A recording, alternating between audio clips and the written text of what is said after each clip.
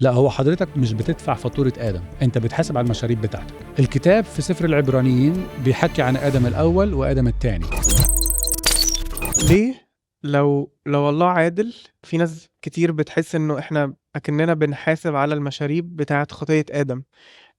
وفي رد على الموضوع ده انه مفيش حد فينا ما بيغلطش، فهو زي ما هو غلط احنا كمان بنغلط. بس في ناس تانية بيحسوا انه طب ما هو اصلا الباب للخطية اتفتح من آدم، فلو ما كانش ده حصل ما كناش احنا هنبقى بنتولد بالطبيعة اللي فيها خطية فبنغلط.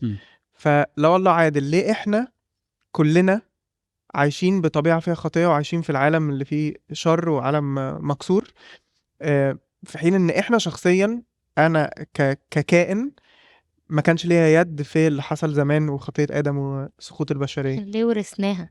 ليه ورثنا دي؟ ذنبنا احنا ايه؟ جزئين في الكتاب المقدس بيحكوا عن القصة دي، والإجابة بسيطة برضو جدا. كورنثوس الأولى ممكن تفتحوها بعدين عشان الوقت. كورنثوس الأولى أصحاح 15 من عدد 20 ل 22. روميا 5 من عدد 12 ل 14.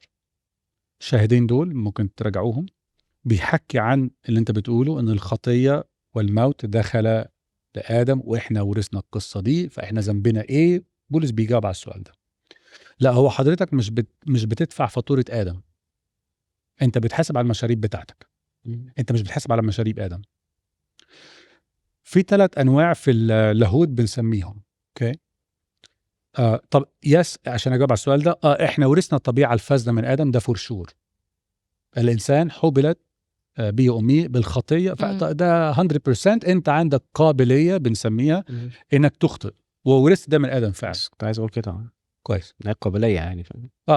ده معناه انك لازم تغلط، او انه الانسان كان المفروض يغلط عشان يبقى انسان، لانه جزء من انسانيته انه خطاء. لا، ليه؟ راجع ورايا اللي انا بقوله. الكتاب في سفر العبرانيين بيحكي عن آدم الأول وآدم الثاني. آدم الأول عنده طبيعة إنسانية 100% قبل الخطية. قبل ما يخطئ كان آدم عنده طبيعة إنسانية 100%، وكان البلان بتاعت ربنا زي ما قلنا في تكوين 3 عدد 22 أنه يعيش للأبد. فالخطية مش كونديشن، مش شرط لإنسانية الإنسان. آدم ما كانش عنده خطية قبل الشجرة، اوكي، وكان إنسان 100%. فينفع كإنسان مفدي بالمسيح طبيعتي الإنسانية تبقى 100% من غير خطية.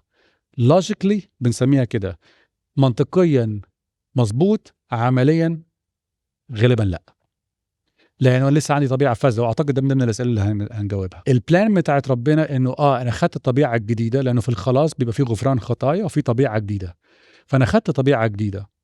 بس أنا لسه ليه بغلط؟ هنجاوب على السؤال ده أعتقد من ضمن الأسئلة. لكن جزء من إنسانيتي إن أنا إنسان، إنه ربنا من الأول خالص من الأصل كان إنسان 100% من غير خطية، وفي الصليب رجع لي إنسانيتي 100%. عندي قابلية زي القابلية اللي كنا بنتكلم عليها إن نغلط، عندي قابلية دلوقتي إن ما غلطش. وده اللي بيقارنه ما بين آدم الأول وما بين المسيح.